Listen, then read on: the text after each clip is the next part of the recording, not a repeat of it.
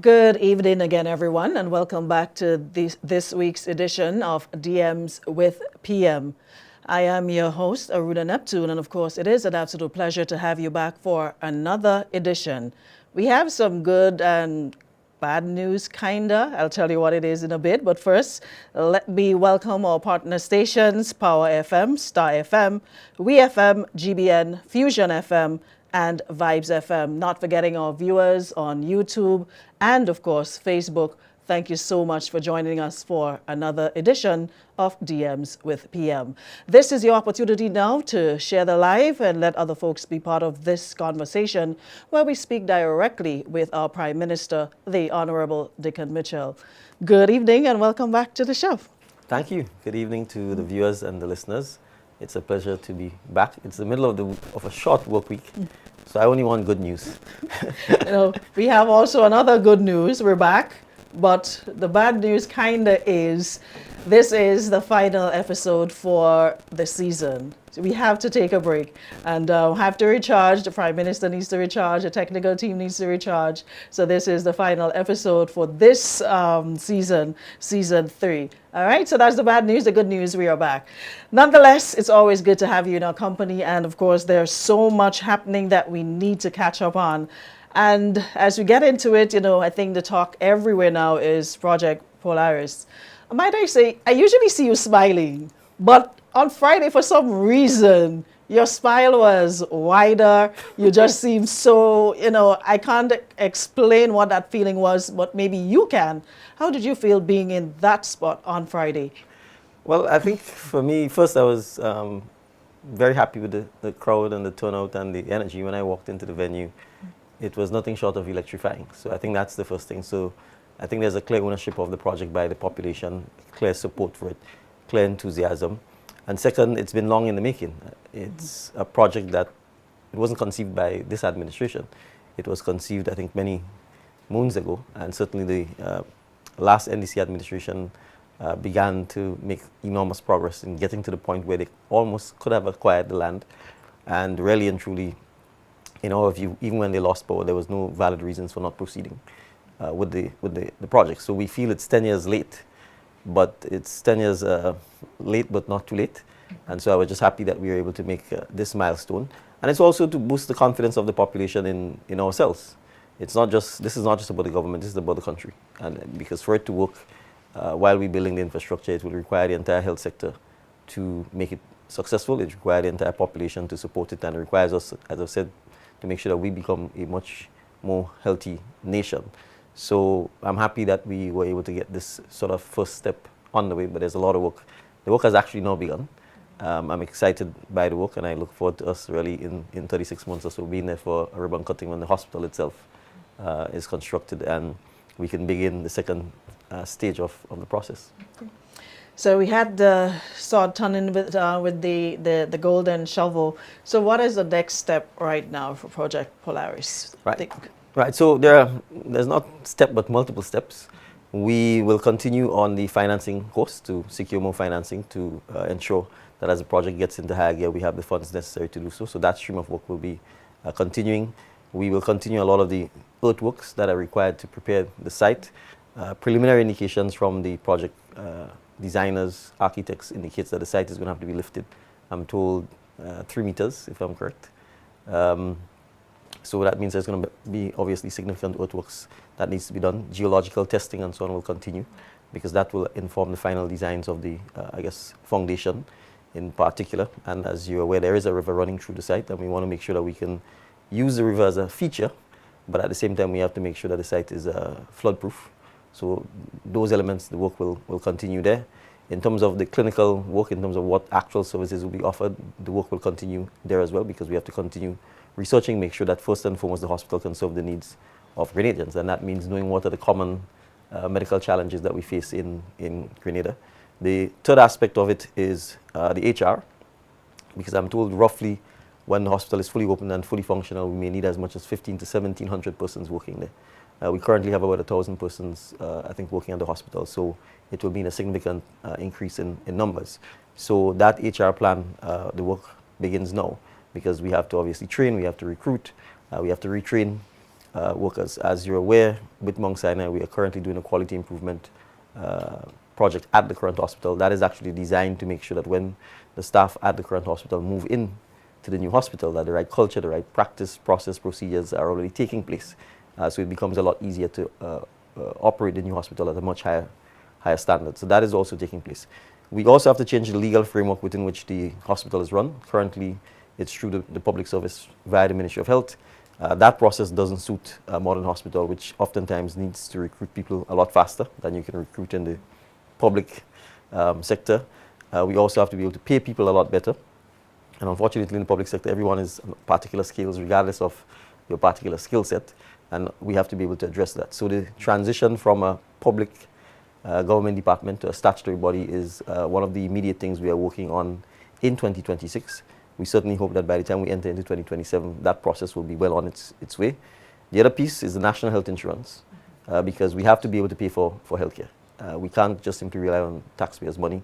We insure everything: houses, we insure vehicles, we insure watches and art and all kinds of things, goods in a supermarket, but we do insure our health, which is really the most important thing that we have. So we want to make sure that we can get to the point where there is a national health insurance arrangement that can, particularly for persons whose incomes are lower, that can help support their ability to get access to what might be more expensive or more complicated medical procedures.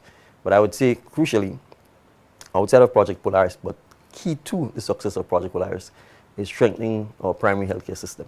And that doesn't just mean the facilities, and the Minister of Health talked about the several medical stations that have been repaired and improved, but honestly, it really, our nutrition and our exercise are critical things. If we don't, or sleep, if we don't take care of our primary healthcare, that means what we eat, when we eat, how we eat, the quantities of food we eat, the need to exercise a lot more, then it simply means the non-communicable disease pandemic that we have in Grenada and the OECS will continue. And no amount of fancy hospitals, no amount of expensive medical equipment is going to save us, because we are engaging in behaviors that are self-destructive. So the primary healthcare education is something we really have to emphasize.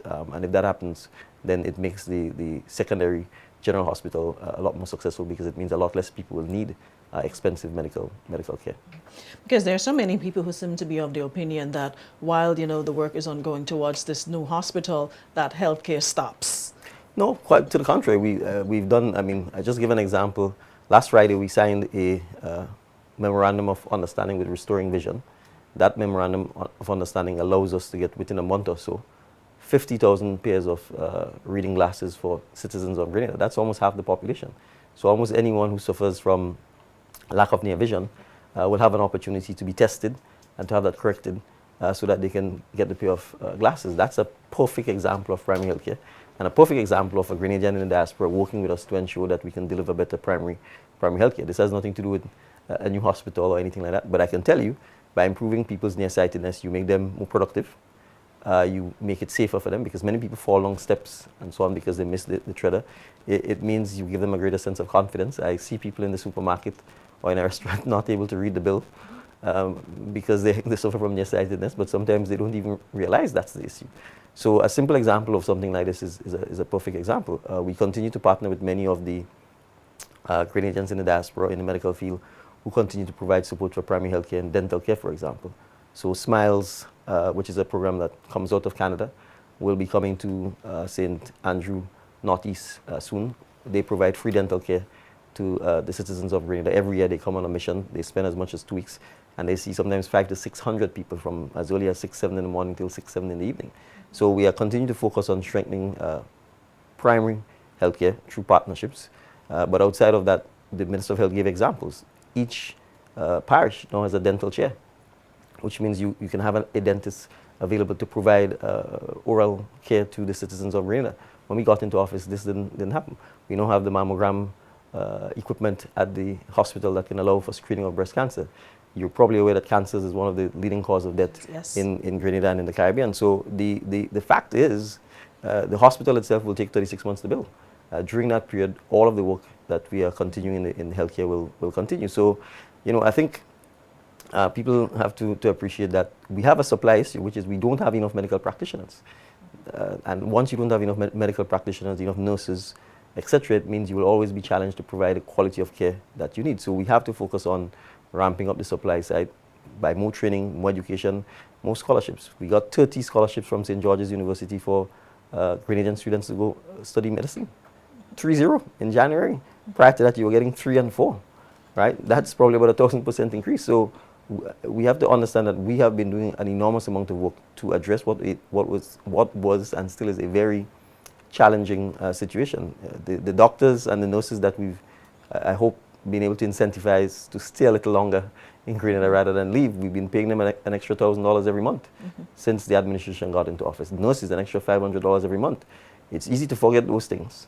When we got in and nurses were leaving in mass and doctors were telling us the general hospital is a training ground for them to move on rather than staying in Grenada. So it isn't something that will be solved by a single magic bullet. Project Polaris, the hospital, the infrastructure itself, in and of itself, wouldn't solve all of the healthcare. But it's all part of a larger puzzle that we're putting together to try and improve healthcare in the long run. And how can the diaspora get involved in all of this? Well, the diaspora is already heavily involved. To some extent, Damien is a Grenadian in the diaspora. I just gave the example of Ms. Keisha McGuire, who is the trustee for the Restoring Vision NGO that has agreed to donate the glasses to us. So certainly, I gave the example of Smiles, which is, again, a diaspora-led initiative to help with dental and oral care. So I think these are just examples of what the diaspora is already doing. I think from an HR and a capacity building point of view, we have trained hundreds of medical professionals who are in the diaspora. So whether it's on a volunteer basis, whether it's on a coming back on a full-time basis, there will be significant opportunities for them to help us work in and support Project Polaris. That's one. And at the primary healthcare level as well, there's significant opportunities for them to volunteer or come back and offer their services. So whether it's through the Ministry of Health, and when we statutarize the hospital through the hospital statutory authority, if that's the name it will have, or the hospital's authority, certainly we believe it will give us greater flexibility to retain and or to use those who want to volunteer their services. But in terms of advocacy and helping us with designing the primary education campaigns that we need on things like exercising, non-communicable diseases, nutrition, especially with the availability of the internet and social media. You know, a doctor in the diaspora could offer to simply do a blog which educates the population about what foods are nutritious, what foods are not nutritious, the dangers of sugar or excessive salt or excessive alcohol, and give Grenadians an opportunity to call in and perhaps ask questions and clarify simple things like that. You know, working with existing local medical practitioners to help strengthen their practice, or to provide telemedicine. Those kinds of things are areas that we certainly think they can help us with. So, and they have been doing. I want to make it clear that we have members of the diaspora who've been heavily involved in supporting Project Polaris with technical assistance, particularly on the clinical side in terms of what services we need to offer. So I want to thank them for the support. We obviously want to encourage more of them to get involved and participate in what is happening in Grenada. We know sometimes there are culture clashes, but it's important for us to contextualize everything. Grenada is not New York, it's not Boston. You know, and people will say, well, in New York or in Boston, and we have to say, well, it's Grenada. So we have to be able to deal with whatever challenges we have here in the particular culture. But I think once we recognize we are doing it with good intentions, which is to help and to improve, we will be able to solve any challenges that we might have. Fantastic. Folks, we have to take our very first break, but of course, when we come back, we have your DMs. Stay with us, we'll be back in a few. Ladies and gentlemen, welcome to Shemin Valley. The facility we are building will become Grenada's new general hospital. It will be a 250-bed, climate-resilient, smart hospital. Mount Sinai is humbled to be the strategic partner for Project Polaris and to have a role in this historic endeavor. Today, we are not just moving Earth. We are moving the nation of Grenada, Carriacou, and Petit Martinique forward. Project Polaris! The road to this sword-turning ceremony was not paved overnight, but Project Polaris, our North Star, was born from a simple, non-negotiable premise. And that premise is Grenadians deserve world-class healthcare right here at home.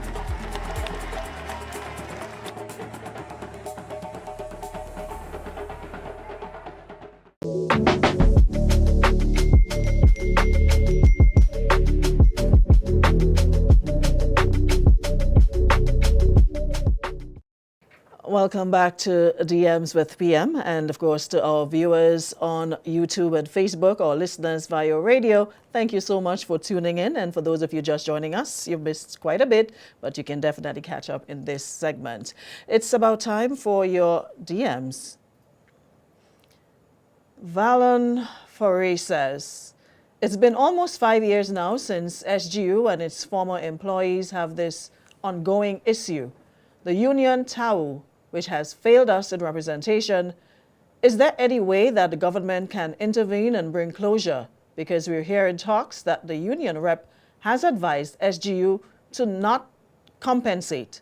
I don't know how true that is. We think the union is not interested and we desire closure with rightful compensation. What's your take, sir?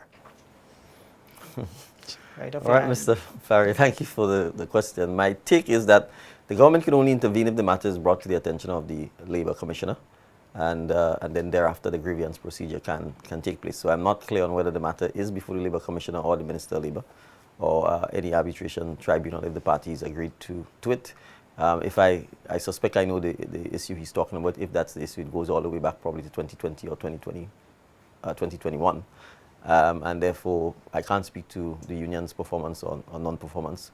Obviously, it's a matter between the union and the members, but the government could only get involved if the matter is brought by one or both of the parties to the Ministry of Labour. We have another question from Carol James. To my PM, please take care of your mental health. Remember this, Grenadian love you. You are doing a wonderful job. I appreciate it. Thank you, my PM. Rome was not built in a day. One love. Thank you. One love, Carol. I appreciate the sentiments. We have another question from Jason. With the scale of the Polaris project and building on such a large scale, will the infrastructure for health and safety like its own fire station as part of the future planning? Okay. Thank you, Jason. I don't know whether it will have its own fire station. I don't think I've seen that in the plans, but I certainly think the building design will certainly include mandatory fire suppression, safety, and process and procedure to make sure that we can mitigate the risk of any fire that may occur. Rona says, how can diaspora-led organizations like Tradewinds Consultancy formally plug international development initiatives such as Project Polaris and the Homecoming Program, not just as supporters, but as delivery partners, helping to mobilize skills, support SMEs, and create structured opportunities for local economic participation? All right, thank you, Rona, for the question.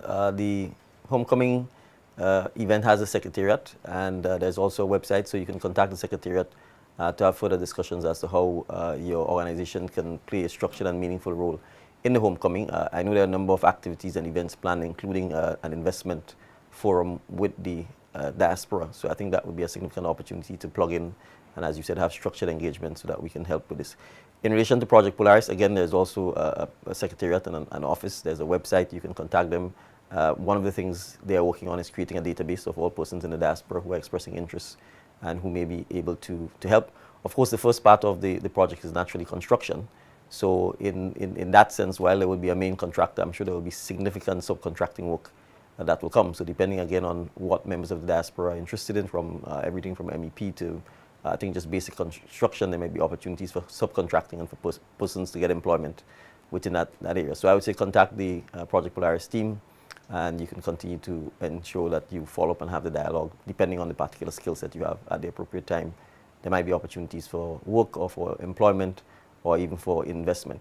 I should also point out that outside of Project Polaris, the hospital itself, the site is obviously very large, and we intend to develop the larger site as part of what we call the Hopefield Medical City. So there will be significant opportunities for other investments for persons who may not be interested strictly in the medical field, but whether it's things like retirement homes, hotels, tech and innovation centers that would support the hospital, or even the medical or housing or hotel facilities.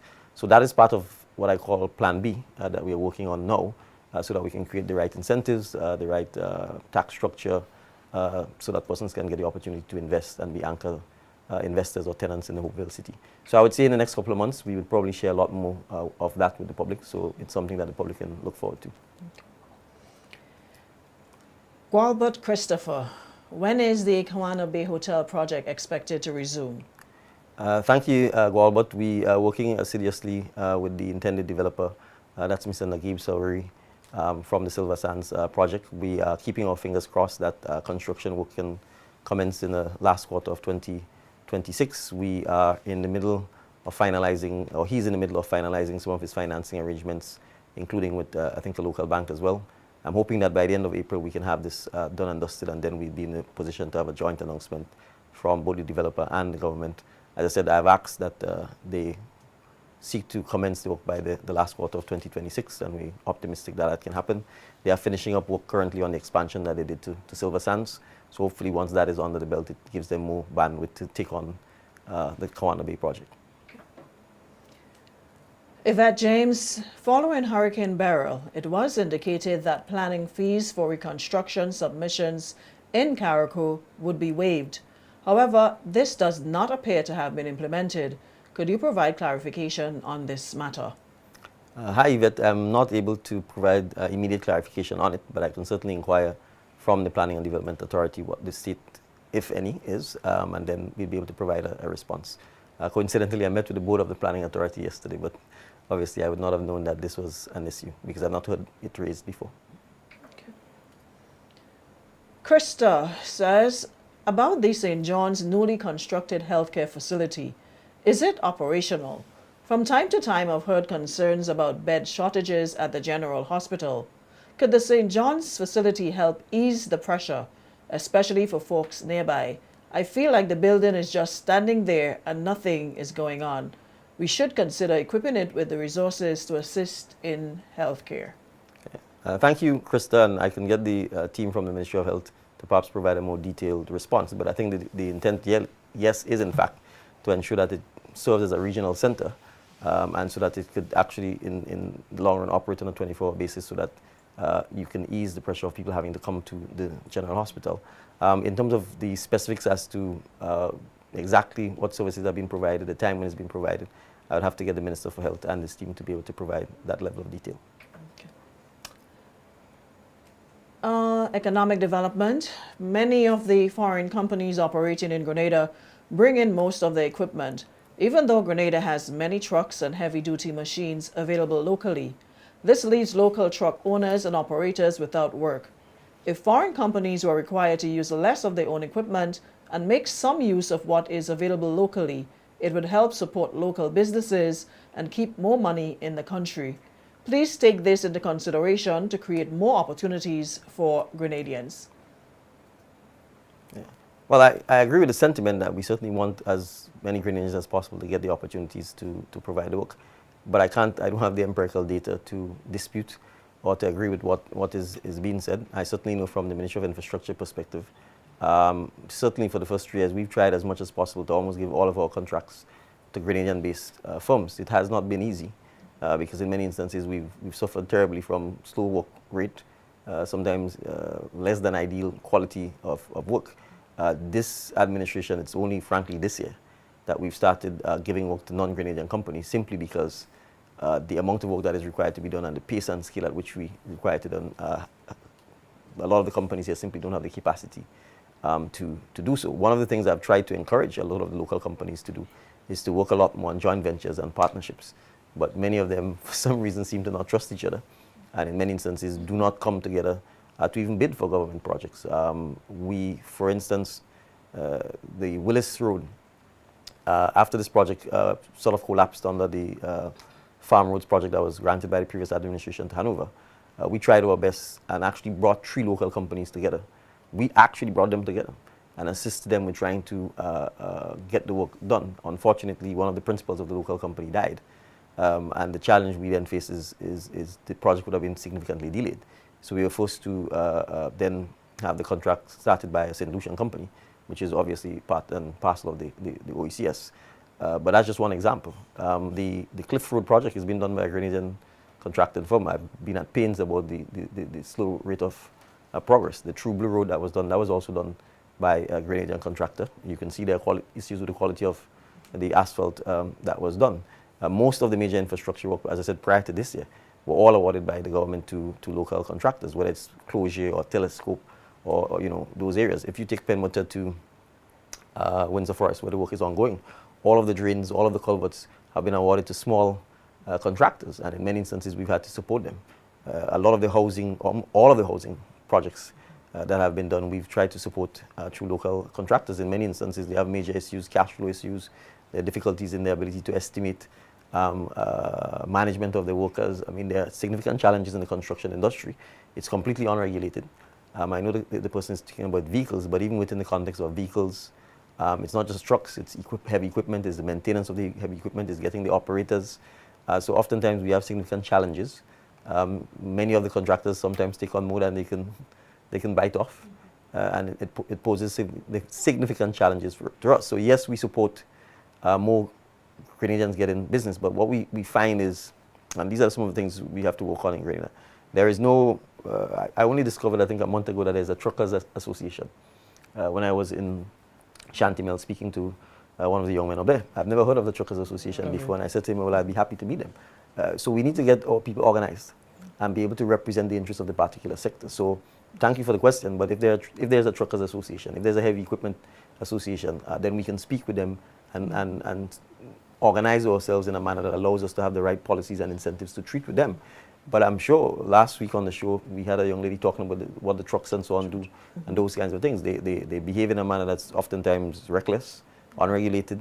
They do not comply with traffic laws, and we have serious challenges in managing those issues. So if we have organizations that are representative of these bodies, it puts us in a position to have more meaningful conversations, and hopefully we can then agree on standards, agree on how we incentivize and guarantee work for local contractors, for local heavy equipment operators, for local truckmen and so on, and then set appropriate rates and standards, because as it stands now, there's nothing regulating what a truckman charges. Right, it's whatever the market can be, and there's another side of the coin. People often complain about the rates and so on. So I think it's a sector that needs a lot of organizing, a sector that needs a lot of regulating, a sector that needs a lot of support. And I'm happy to work with anyone who comes forward and is prepared to help organize the truckers, the heavy equipment operators, so that we can have more meaningful and structured conversation about how to improve the industry while guaranteeing employment for Grenadian operators and truckmen. Okay. Rosa Jasmine, is there any further developments to the update on the labor code, in particular working 6 days before you get a day off? I don't know that I can answer if there's any further development. I know one of the issues in the labor code that we've been looking at is the dispute resolution mechanism. I know the Ministry of Labor has been reviewing that aspect, but I don't know that there's a specific request that says you have to work 6 days before you get a day off. I'm not sure if we talk about daily paid workers here.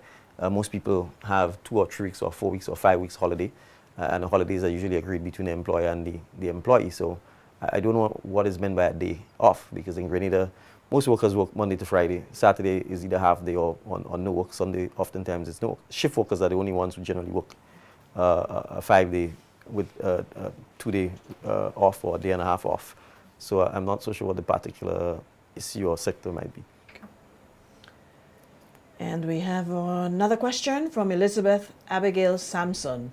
Will there be an early general elections?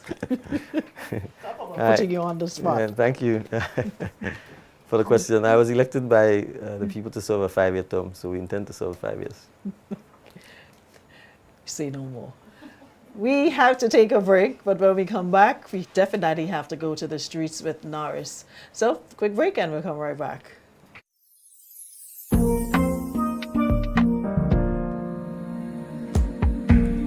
It's like the water pure and clean. It's a comfort anytime you need it. It's for everybody, fresh and green.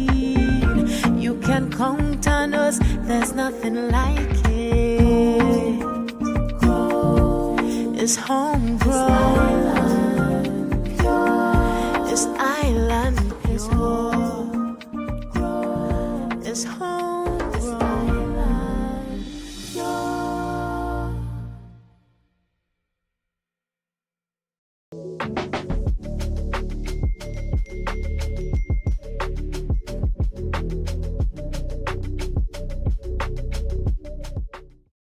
Welcome back once again to all our viewers and listeners to DMs with PM. Of course, time is quickly moving, so we got to move with it. It's just about time to head to the streets for DMs with Norris. Good afternoon. My name is Angela Harrow. Operate a business on Sittenbrook Street, Grenville, Market Square. And I just wanted to ask a question concerning the market. We have some issues with the market with the weather side. When the rain fall, we have to close down our business when the time comes. Do you all have any decision or did you all discuss anything concerning upgrading the market or doing anything to help us otherwise concerning the weather? So my suggestion is that you put in a covering over the walkway to help with the water from coming inside the boat. All right, well, thank you for the question and the suggestion. I will have to get the team at the Ministry of Infrastructure, I think, to go into the market and have the conversation with the market vendors. I wasn't aware that when it rains, they are required to close to avoid the water from coming in. But if a simple solution of a canopy can help, then I'm sure it's something we would be prepared to consider. Okay. We have another DM. Hi, my name is Jamar, and my question towards you today is we want to know if all can make the transportation through the CARICOM countries easier by boat. All right, well, thank you for the question. Within the CARICOM, we've been speaking a lot about how we can perhaps get ferry boats that can take both passenger and goods to transit within the region, particularly those islands that are closer. For example, Guyana, Trinidad and Tobago, Grenada, St. Vincent and the Grenadines, Barbados. It's an ongoing conversation. The ferries are very, very expensive. They're also very expensive to maintain. And so, although CARICOM governments have been speaking about it, we certainly need the private sector to partner with us if we're going to make this a reality. The other challenge is that, particularly for trade within the region, there are no containerized cargo boats that serve the region. And that's one of the main challenges, because a lot of the goods that have to move need to be in chillers, particularly things like fresh fruit or vegetables, or particularly meat, for example, which would need to be frozen or chilled. So that's part of the challenge. The other issue is the ports. In order for this to work, a lot of the ports have to be adjusted to make sure they can have what you call a roll-on and a roll-off. So, for example, if you were moving from Trinidad and Tobago to Grenada and you wanted to come with your vehicle on a ferry, then you would have to be able to dock at the port where you can drive your boat off the port. So those are some of the infrastructure challenges that we face within the region. It's not easy to solve because it's quite expensive, and it's quite expensive to maintain, but it is something that certainly CARICOM has been trying to work on. For, as I said, for the islands that are closer, it is something that you can have clusters. So, for example, Guadeloupe and Martinique are much closer to Dominica, and they also have a ferry service currently. But obviously, Grenada is much further, so it's difficult to be, let's say, travel from Grenada to Martinique or Guadeloupe or Dominica. But it'd be much easier to do St. Vincent or to do Trinidad. So we're hoping that we can create some of those clusters, but it's still working in progress, and it will require some significant capital injection, both from the private sector and from CARICOM, to make it successful, together with some of the other issues we face. We have another DM. Hi, I'm Adriel Belfon, a fourth form student of the Presentation Brothers College. Good day. My name is Liam Williams, and I'm also a fourth form student at the Presentation Brothers College. As Grenada advances in digital transformation, how do you envision the Ministry of Education evolving to use technology, not only aiding in academic performance, but to reshape how we define intelligence, talent, success within our education system? Before you respond, I'm sorry Dwayne isn't here today for me to pinpoint how the PVC boys are standing with their hands in a gentlemanly manner to ask the question. Dwayne? I'm not taking part. Well, it's a very tough question, to be honest, so that should also be a lesson for Dwayne, so that he understands that the PVC boys come hard. So I think we can start with making sure that how education is actually delivered is seriously looked at, because I think the reality is that the traditional methodology of whiteboard or even blackboard and chalk is the one way sort of approach where you have a lecturer or a teacher dishing out, in a sense, oftentimes what I would call static knowledge, to a large extent has already been ripped apart, because you have artificial intelligence, you have mass databases that allows students at the click of a button to access pretty much certainly any type of knowledge that is required. So we have to relook whether the role of a teacher should be one of giving knowledge when the students are essentially in the same place as the teacher, the ability to have access to the knowledge pretty much on the same breadth and scale as the teachers. The second piece that is critical to understand is that oftentimes the students, simply because artificial intelligence and other mass data access sets are coming out at exactly the same time as many of the students are growing up, the students are actually more adept at finding that information. So the question of the role of the teacher, I think, it becomes, has to be redefined. And I think we have to be able to then see the teacher in a way that focuses less on simply regurgitating knowledge and focusing more on things like values and ensure that we therefore impart the right values in the students. Ensuring that we can teach things like empathy, we can teach things like collaboration, we can teach things like problem solving in a group setting, that we can teach nationalism. I think that's one of the areas that I think the Ministry of Education has to come to grips with and come to grips with quickly. The other issue that has to happen is that we should not fear technology. I mean, the technology is never ever going to change. Man makes the technology. Oftentimes we speak of technology as if the technology is evil. Technology is not evil. It's the use to which it is put. And that use comes from human behavior. So we have to make sure that we do not create a situation where we leave our students behind because we are afraid to adopt technology. And as a small island, oftentimes, if we are going to propel ourselves, we need to sometimes leapfrog and take advantage of some of the technology that is required because some of the knowledge becomes obsolete. There's certain times knowing certain things serves no useful purpose in terms of what is required for the future. And I think that's one of the things we have to come to grips with. But it also means that there should be greater focus on other areas other than just academic pursuits because of the wide availability of knowledge. And one of those key areas is technical and vocational education. You know, there's an ad that says AI can't fix your bus pipe or AI can't change a bulb. And it certainly can't build a block or lay a block. It certainly can't change your tire. So I'm making this point to say that there is, in my view, even greater emphasis for the education system to refocus on technical and vocational, which is hand-based skills. Yes, computers and so on can help.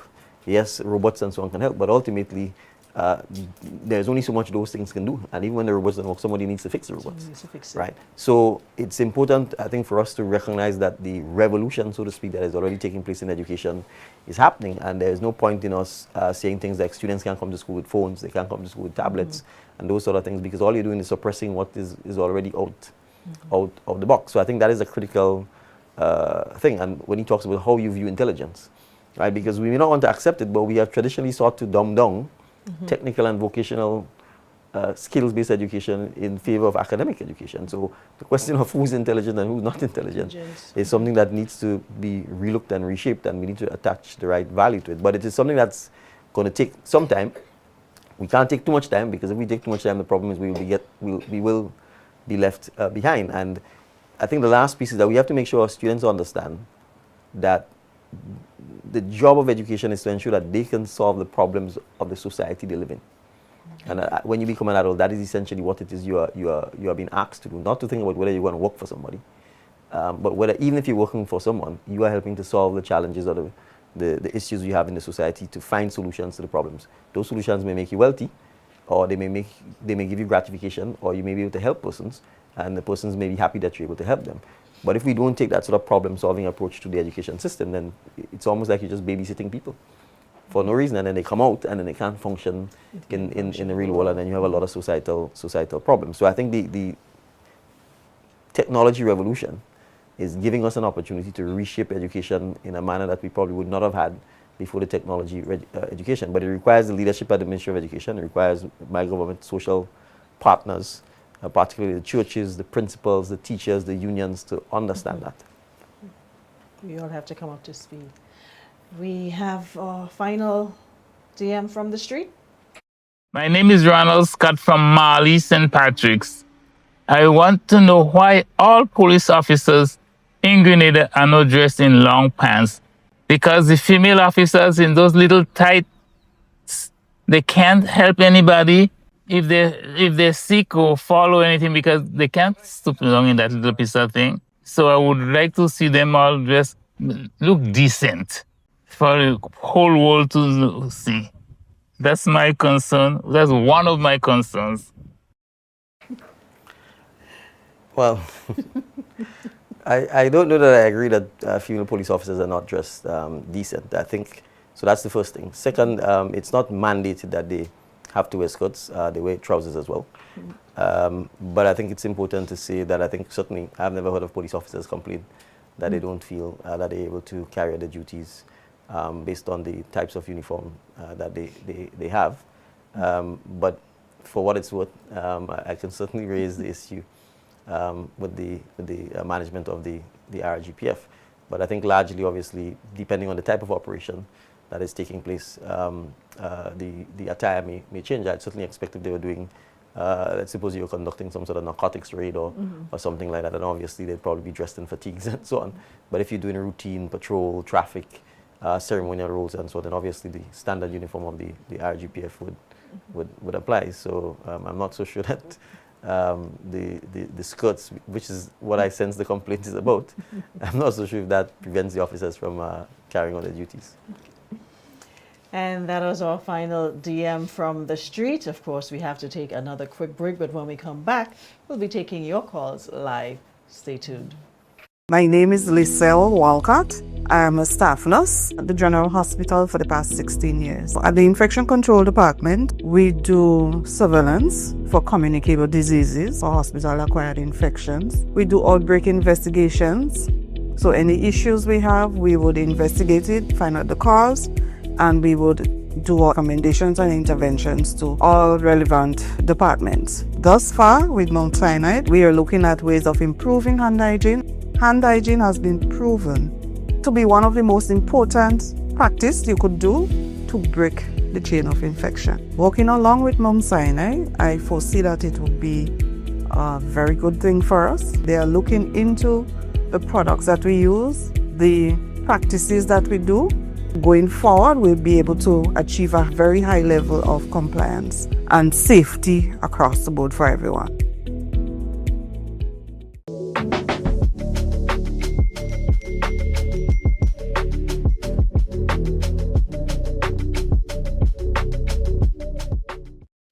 Welcome back, listeners and viewers, to the final segment of the program. And of course, this is where we take your calls.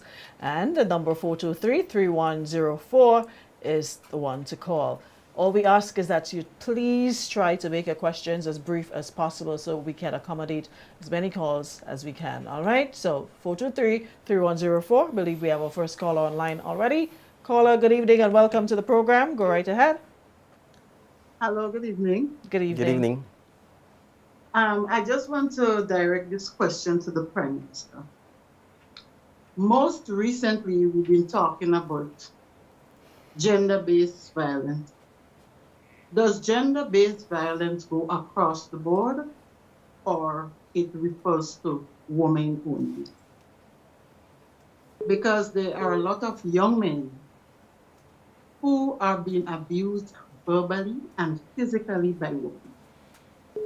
So I would like the Prime Minister to take a bold step to start dealing with these young men that are being abused, or finding a way to deal with them, teach them, let them know that it is okay to make a report to the police. Thank you, caller. Well, thank you. Yes, gender-based violence, it doesn't say male against female. It says gender-based. So whether it's male against female or female against male, and in the broader sense, domestic violence, whether it's even parents against children, children against parents, siblings against siblings, you know, it applies across the board and across all gender. So certainly, I think the prevalence certainly has been male against female gender-based violence, but we are aware that the reverse happens as well. And yes, I have no difficulty in indicating to any young man or old man, as the case might be, that if they are the victim of gender-based violence, that they too should report it to the police or seek to get help and assistance, so that the incidence of it can be reported and can be dealt with. I mean, ultimately, we want to get to a point where there is little or no violence that is based on gender, or little or no violence at all. So it is something that I think we have to be mindful of, that when we say gender-based violence, although the prevalence of it may be male against female, that there are cases where it's female against male. Okay. We have another caller online. Caller, good evening. Welcome to the program. Hello, good afternoon, Mr. PM. Go right How are ahead. you doing? Good afternoon. I'm Mr. doing well. How are you doing? I'm all right. Mr. PM, want to ask you this question. This is sometime I listen to other bigger countries than us. Don't even get in salary, Mr. PM. But you have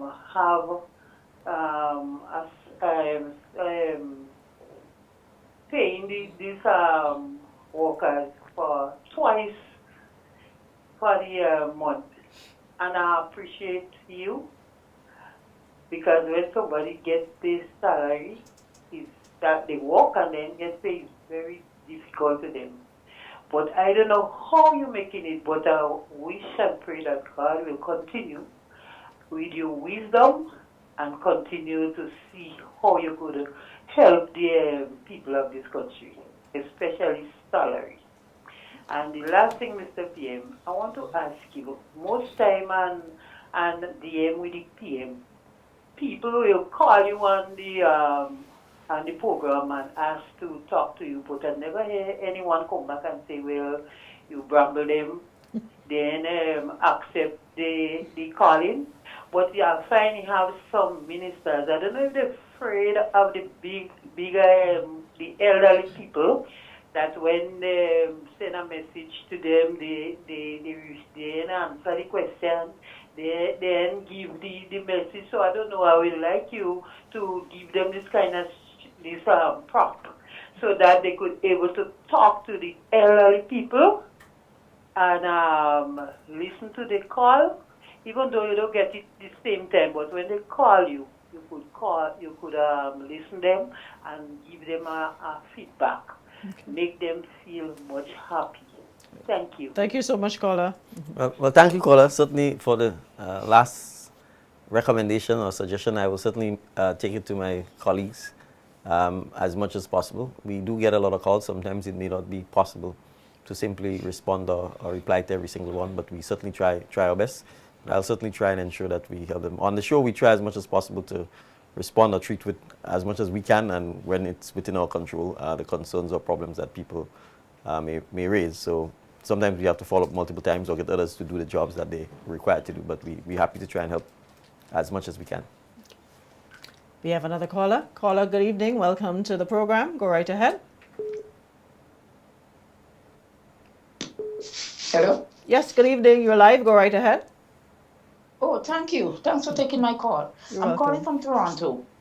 Yes, good evening to you both. Good evening. My question is, are there any consultation between the courthouse, the judge, and victims, relatives of victims when dangerous or repeat offenders are being released from prison back in the community before serving their complete sentence? Are there any consultation between the courthouse and victims or relative of victims? Gotcha. Because I don't think that decision should be left up just to one person, who is the judge. Okay. All right.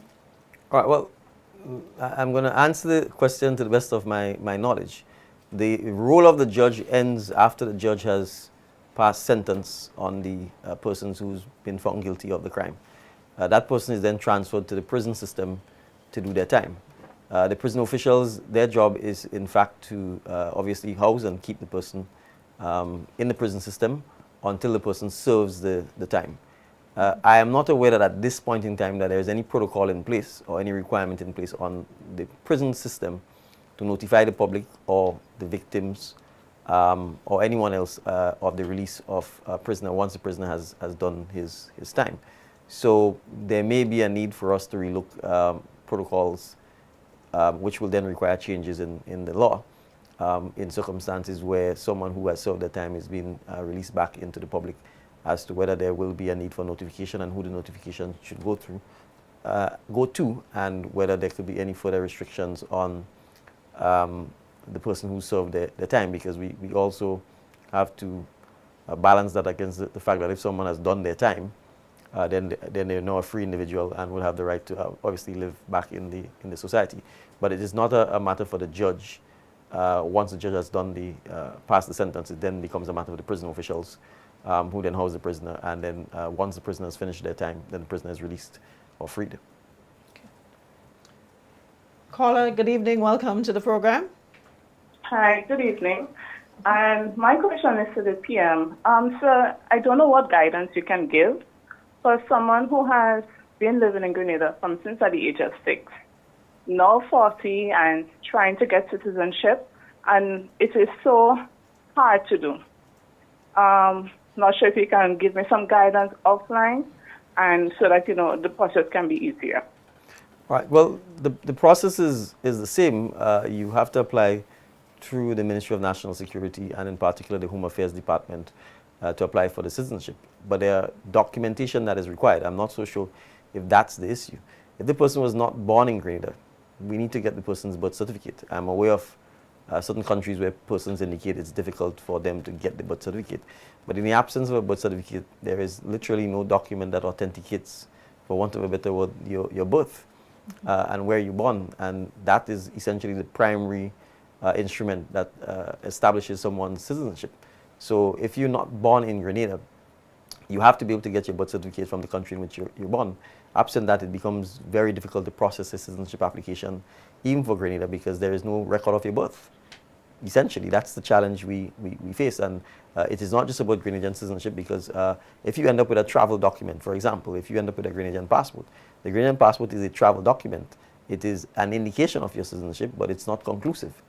Because in most countries, birth in a particular place is what automatically confers citizenship on you, because that is the very basic tenet upon which countries are formed. So Grenada is a sovereign country, the United States is a sovereign country. So if you're born in the United States, most of the constitutions will confer citizenship on you as of right. But proof that you were born there comes from the official documentation, which is the birth certificate. So if you have the birth certificate, then it becomes relatively easy thereafter to process the application for citizenship in Grenada. But in the absence of that, there is no starting point. And merely saying someone has been in Grenada a long time is not sufficient, because you still have to prove where the person was born, and you still have to get that official documentation. So I'm aware, because a few of these instances have been brought to our attention. And you have to understand why we can't simply proceed, because then it opens the door for anyone to simply say, I don't have a birth certificate. You don't know anything about them, you don't know where they're born, you don't know which country they're born from, and then if you take through the process of conferring citizenship on them, then effectively you run the risk of having people who you have very little information on, outside of the fact that they've been in Grenada, run the risk of conferring citizenship on them. So citizenship is not something that is conferred easily anywhere in the world. And so it is something that people need to understand. So I do understand if the person has been here a long time that they would want to get citizenship, but they have to make the effort to get the birth certificate. Once that is obtained, then the process is pretty straightforward. It's essentially you go to the Ministry of Home Affairs. There are forms that you need to fill in, photographs and so on. Obviously, proof that you've been in Grenada and those sort of things will have to be provided. Alternatively, if the person finds the process too intimidating, then they can obviously retain a law firm, and the lawyers generally provide that service in helping them as well. We have another caller. Caller, good evening and welcome to the program. Hi, good evening. Is there any plans to put a police station in the Northeast? The Northeast is very developed now. That's the first question. Which part of, when you say the Northeast, which area of Grenada? In the Bolio area, there used to be a police station there. Okay. Well, there are no immediate plans right now to do so, but I would certainly take the observation that you've made, and I can certainly take it back to the Ministry of National Security and to the police management to see whether it is something that is required or desirable. Think we have room for one more? Are we good? Caller, good evening. Okay. I think the team is ready for their vacation. Nonetheless, let's take this final one. Good evening, caller. Caller, good evening. Good night. Good evening. Your life, go right ahead. Good evening. Good evening, Mr. Prime Minister. I'm calling from Birch Grove. Since after Hurricane Ivan, our health center was damaged, and then the nurses and I moved on to a house where they used to be, and now they move out from there because they have some problems with the house. Then I realized that the health center was demolished and there is nothing there, and people is using it like a car park.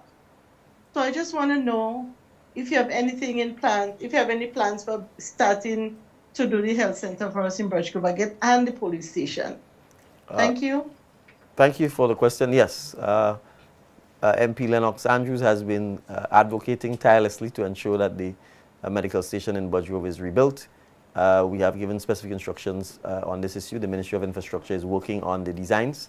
Once the designs are complete, we will then obviously have the scope of work done, and we will have the tendering for contractors to bid, and then we will select a contractor and award a contract so that the medical station can be rebuilt. So that is a matter that we've prioritized as one of the medical stations that we, all things being equal, perhaps by the last quarter of 2026, we should be in a position where a contract is awarded and work can commence. If not the last quarter of 2026, certainly 2027. We have also looked at the police station. Again, it requires the input of the RGPF in terms of an appropriate site, but it's also another feature that has been raised, because we do appreciate from Grenville all the way down to the Carinagy, there is no police presence in terms of an actual station. Once Birch Grove is no longer there, and the previous caller said there was one in Bolio. So it obviously says that there's a significant stretch where there isn't a fixed police presence, I guess, through the center of the island. So that is something we will look at as well. Okay. And on that note, it's a wrap for this week's edition of Deals with PM, and of course, final one for the season. Yep, season 3, episode 11. It's a wrap, and we're going into the Easter weekend, and of course we also have Carifta. You know, our athletes have been doing really great. Intercall was just amazing, and hopefully we can, you know, rack up some medals. But we know the Jamaicans, the Bahamians, and everybody else, they're coming, and you know what they do. Yes. But of course, I'm sure some words from you two, our athletes, will be good at this time. Well, we have home advantage, and we're hosting Carifta, I think, twice in 3 years. So that should certainly say, I think, to the region that we are quite confident, not only in our ability to host, but our ability to perform well at the game. So I want to obviously congratulate all of the athletes from throughout the region who will be coming to Grenada, and of course, through my 150% support behind our local athletes.